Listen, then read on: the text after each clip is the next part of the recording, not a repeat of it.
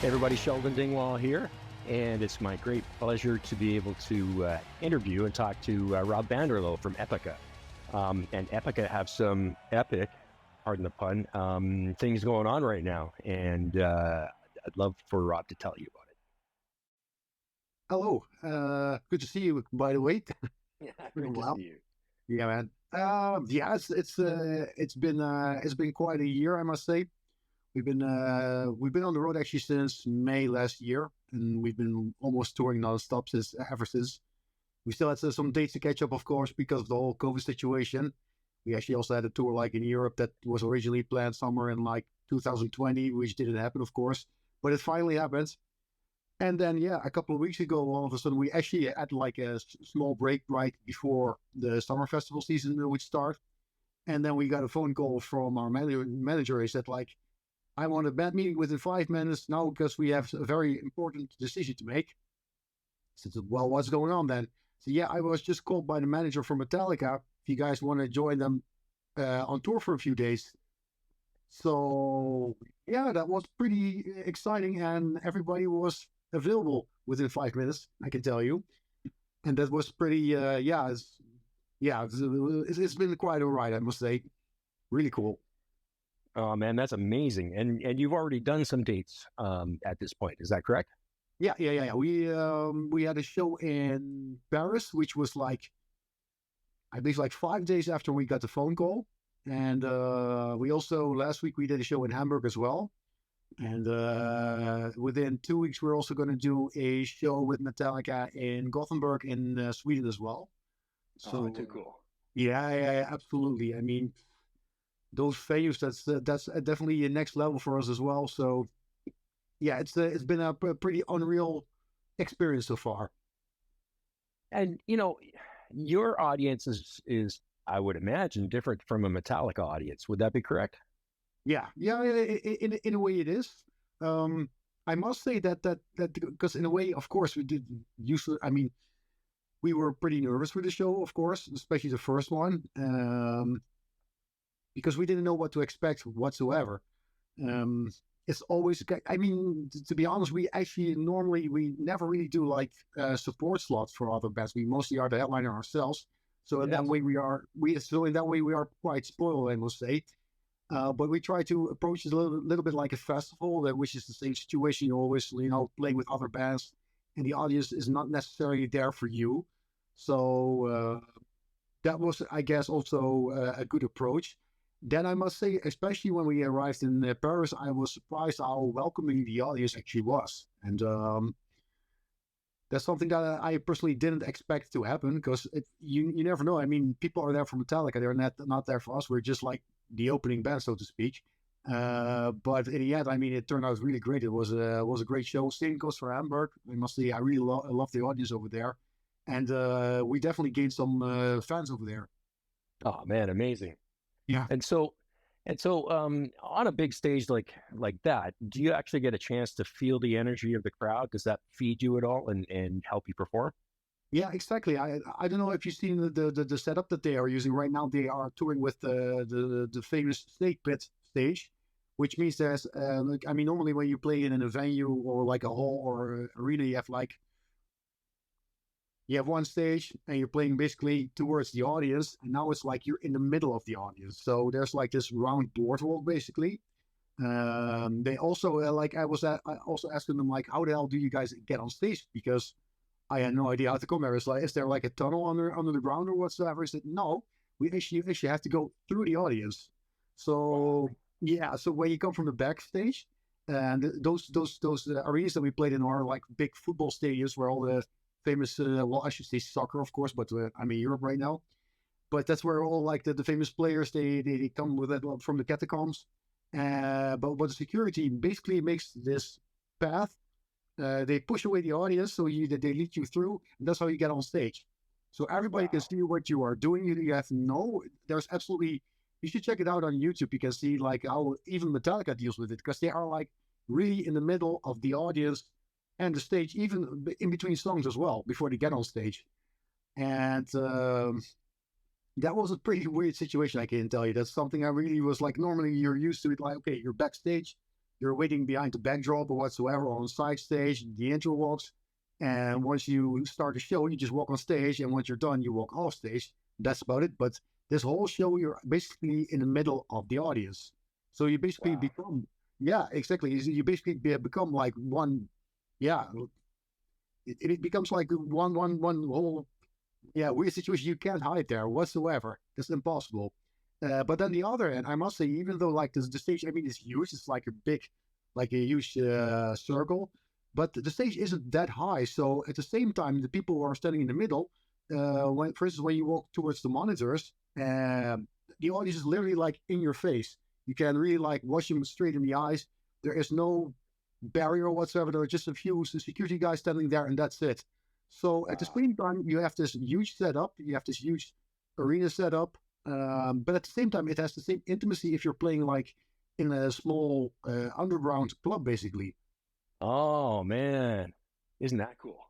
Yeah. That's something I also told him like that's really something very special because what I normally have with these bigger venues or playing at festivals, what I really dislike about those situations is the like the distance between the stage and the audience. Because normally that's like, let's say, at least 10 feet between the stage and the audience, and that's not happening there whatsoever. Even between the barriers from like the outer ring from the snake pit, it's maybe like, let's say, 5 feet or something the distance. So it's really, you're really like basically standing in the audience yourself, even before, right before you go on stage. Now, when you're playing in a circular stage versus a linear stage, um, linear stage, your back is covered, and your band, you can see your band in your peripheral vision. But if you're in a circle, what was that like to experience? Very weird. I can tell you that's something they advised us as well. Because first of all, I was kind of surprised that we were actually allowed to use the whole stage. Because normally, when you're in the having a play in a sports slot or whatsoever, there are always restrictions. But the guys from Metallica were like, "Hey guys, you can use the whole stage. You can walk wherever you want. So we better take advantage of that." And but at the same time, I mean, it's a pretty big stage, so everybody's spread all over the place. So Mhm. the interaction with between the band members is like kind of weird because normally, like you said, we're used to the linear setup, and then we always, I mean, we're very routine if it comes to that setup. But now it's like everybody's all over the place, and just like you're saying, like if you're like, for instance, let's say you're basically looking to a certain direction of the audience, there are also people always staring at your ass in the meantime as well. So there's always somebody looking at you. Doesn't matter in which direction you're looking. There are always people standing there in front of your face or actually in your back. So and That's that's pretty weird. that sounds like it would take a little bit of time to get used to. Yeah. So the very first show, how comfortable did you feel, and did you get over it quickly? Yeah, I must say, like during soundcheck, I was kind of like, okay, I'm pretty sure we'll be able to nail this. But once you get on stage, it became like one big haze, basically, because it was so overwhelming. And yeah, it was almost a bit like I don't know, it's almost like you're standing there in some kind of a dream state somehow. And yeah, but then again, I must say, since we did that show, the second show was already like we were already kind of more focused and kind of used to the idea, like, okay, this trick works, and maybe with this song I should turn around, focus on this part of the audience, or focus on the snake pit, or towards the rest of the audience from like the outer side ring or whatsoever. But it's a very weird situation, and I must say, even the guys from Metallica themselves said exactly the same thing. They say like, we've been working with this kind of setup for many years already. They've been doing something similar since basically since the Black Album, and they say like, you'll never get used to it, never. Really? Yeah, It's amazing how much thinking goes on while you're performing, and how much you're analyzing what's going on and adjusting, and uh, and then the next gig you implement. That's very cool. exactly. And then for instance, like with the first gig, I can hardly remember actually what I played there. For instance, I was more busy, actually, more focused on like performing than actually playing. That, which is Mm. kind of weird, but then again, I mean, doesn't really matter because we're already having this certain routine going on anyway because we just came back from another tour anyway. But that's kind of weird that you're more focused like on how should I interact with the audience than actually on your play, for instance. Yeah, yeah. And and so I mean, it's hard to believe that we've gone through this pandemic, and it was crushing for anybody that had an audience and couldn't have an audience anymore for 1 or 2 years. What's it like being back now post pandemic? In the beginning, it was weird. I must say that the first gigs that we did basically after the pandemic, or at least after the lockdown, so to speak, because we were basically still in the middle of the pandemic, um, I personally really had to get used to be around so many people again. Because I mean, we're all dealing, especially in our country, we're dealing with a lockdown, and to be among like thousands of people all of a sudden is quite. It felt kind of choking to me. Um, so in the beginning, I felt pretty uncomfortable. Later on, when we started to do like more like club shows and stuff like that, and actually starting to get into the routine again, I must say, like now I almost kind of forgot about the whole pandemic. Oh man. Yeah, thank God. Because the thing is, we started touring last year in May. That was in Mexico. We had a tour, and there were still a lot of restrictions going on there. Like some venues were only allowed to have like 50% capacity and such. Some places you had to wear a mask. Certain places you didn't have to wear a mask. Same thing for the festivals as well. Certain places were pretty strict still. But for instance, when we went on tour in North America in September, it was like a 6 week tour. Um, Before we actually we had this, they sent us the ride of the tour with all the so-called restrictions. But after 2 days, all the restrictions were basically gone. They were like, this is not workable. It has to be cool. If we only have to walk around with masks all the time and whatsoever, that's not doable anyway. So once you kind of get back into that vibe, you let go of all the restrictions and don't feel kind of, I don't know, perhaps a little bit paranoid about it, then you forget it in no time. And I must say, right now, it's a weird idea that it's all been like so that it's just been like a year ago or something. For me, it already feels like it's been 10 years ago. Wow. And what about the audiences? Do you notice any difference in the audience pre-pandemic, Yeah. immediately post-pandemic, and then now? Yeah. I must say, right now, um, I'm kind of surprised how quickly people kind of recovered from that, also mentally. Because in the beginning, you could clearly notice that people were kind of afraid to standing close to each other. People were very careful, even during meet and greets and such. People would definitely not shake hands or whatsoever. But it seems that I must say, like what I've been noticing for the last 6 months or something, um, people are easing down again, and it's like people are kind of forgetting about it, which is good, I think personally, because I noticed that a lot of people have been suffering a lot of also mental damage because of that, because they hardly did. I know a lot of people who basically didn't dare to leave their home anymore. The only thing that I do still very much notice, especially in the industry, is that there is a lot of lack of staff, obviously, in a lot of venues. There are still a lot of bands that have problems with finding crew members, because there are a lot of people actually who left the industry because it was so. Yeah, they were basically, we were all unemployed, so a lot of people actually went for another job, and they never came back to the industry anymore. So here and there's definitely a lack of crew, for instance. There are a lot of bus companies that went bankrupt. That's something that we also suffered from, because buses became much more expensive, and even if you had a bus, there's a big chance that you maybe got like one of these emergency buses, so to speak. For instance, when we were in the States, our tour bus, I remember we actually spoke to 3 different companies, and all of the buses were canceled 3 times because, or one, the company went bankrupt, or the company was sold because they were like, okay, I'm not going to do this anymore because it was way too tricky. And then last minute, you get this emergency bus that you have to use for 6 weeks, so it was constantly broke. And it No, was still kind of, no. yeah, yeah. Oh man, that tour in the United States. I mean, it was a great tour. It was great to be on the road with the guys from Sabaton, because they were really great people. But that bus we had, that was one big disaster. I can write a book about that. So that's really interesting. I've often heard that when you're touring, the time you're on stage, you're kind of doing that for free, and you're getting paid for the 23 other hours to be locked up in a bus, dealing with whatever life throws at you. So I can only imagine how difficult it would have been to be dealing with the stress of being back out in public Yeah, post pandemic and having to deal with the extra burden of things not going the way they used to go. exactly. Yeah. And also the fact that you've been like, in my case, I felt quite isolated for 2 years, not being around people. For me, it was a big.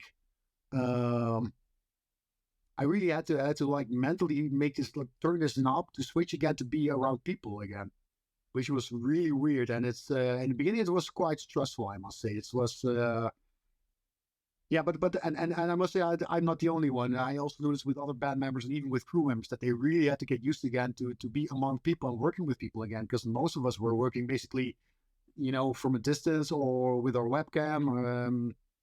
Even when we were recording our album, we most of it was recorded in the studio right before the pandemic broke down, also here in our country.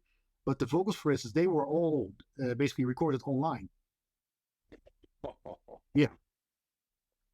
So yeah, That that's something you really have to. Yeah, I mean, it was quite for a lot of people. I really noticed that there are a lot of musicians out there that really suffered, not just financially but also mentally. Yeah, yeah. It almost seems like this is performing some sort of therapy for not only you, but your audience, Mhm. and everybody's having to get through and get comfortable with being around people again, Yeah, which is incredibly necessary. I mean, we all need to be around people.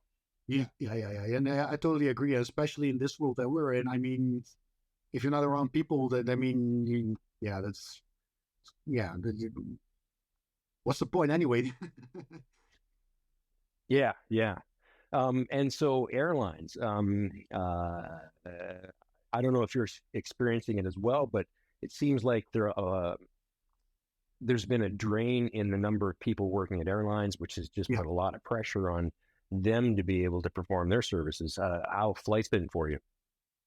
Lately it has been quite okay, although what I do notice, there are still quite some air companies that frequently actually cancel the flights.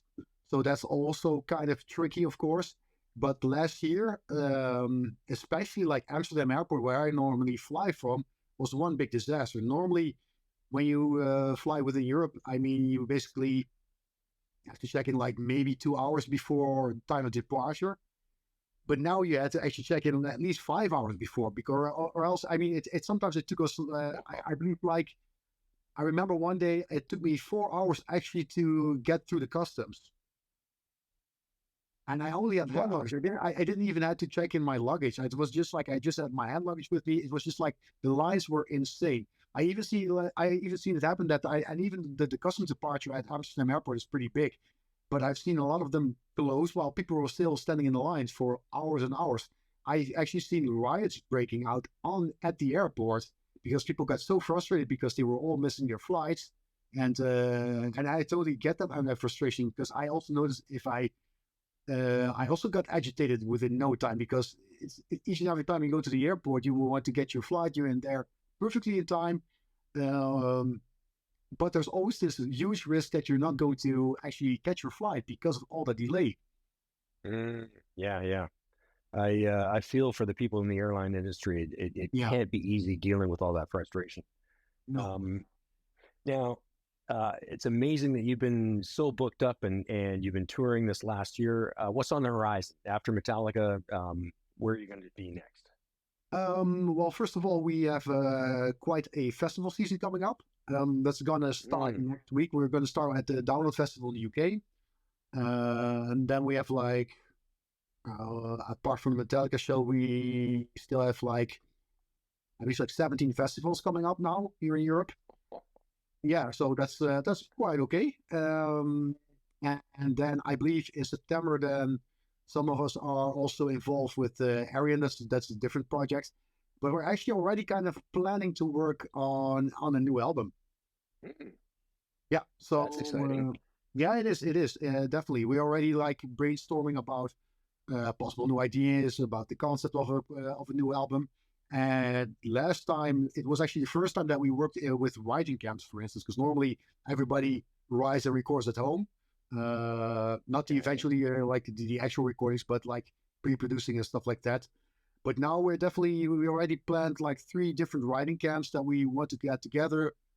We rent this farm in the middle of nowhere. Everybody has their own room and their own private studio, and we can walk in, work on ideas, which is great because we wanted to make it much more of a team effort than ever before.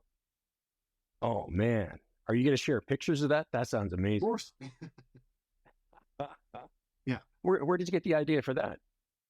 Well, actually, that's something that we've been talking about before. Because last time when we actually for the last album when we were writing, I always kind of felt like I don't know. Everybody is kind of always on their working on their own islands.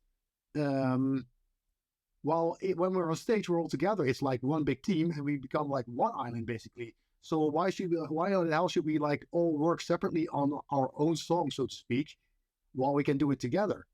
And of course, then again, I mean, for certain people, it was quite an experiment because certain people are used to it to work alone. But at the same time, if you don't try it out, if you don't experiment with it, you never know if it's actually going to improve the music. And I must say the fact that last time, for instance, that I could, for instance, if I would be working on a song and our singer Simone would be in the room next door, and I could say like, "Hey, Simone, come over here, try this out. Maybe you have some ideas for vocalize or whatsoever." They came in a very early stage, and I must say the songs became much stronger because of that. Oh man, Yeah, that sounds amazing. So it's almost like um, the song is built and people come in and out as needed yeah, and contribute, and exactly. everybody's sort of in a highly creative state. Exactly, yeah. And back in the days, we mostly like everybody worked on the song, and everything was already kind of finished instrumentally, and then they still needed to work on vocalize. And I was like, perhaps we should do it the other way around. First, come with vocalize and just like with a very minimal arrangement, and then arrange from there on. Because I think Mm. in more, I mean, it's all about the song anyway. It's not about a certain shredding on a guitar riff or that drum fill or whatsoever. I mean, those are cool details, but the most important thing is in the end is the song, and of course the vocals are the most important if it comes to a song, of course. And do you find any advantage being on a farm? I assume sort of in the middle of nowhere where you can just walk off and be out in nature. Yeah, absolutely. I mean, it's also mentally it's very healthy, but also to have no distraction whatsoever. Because that's the thing when for instance, when I'm at home, it's so easy to people call you in no time, or people will stop by, or I'll get distracted because of all that stuff around me. And it's easy to go like, oh, I'm going to go switch on the TV, or I'm going to do groceries, or I have to take care of my cats and stuff like that. And that's something where you're in a different environment and you're just there only to work on music. Your focus is really totally adapts. Mm.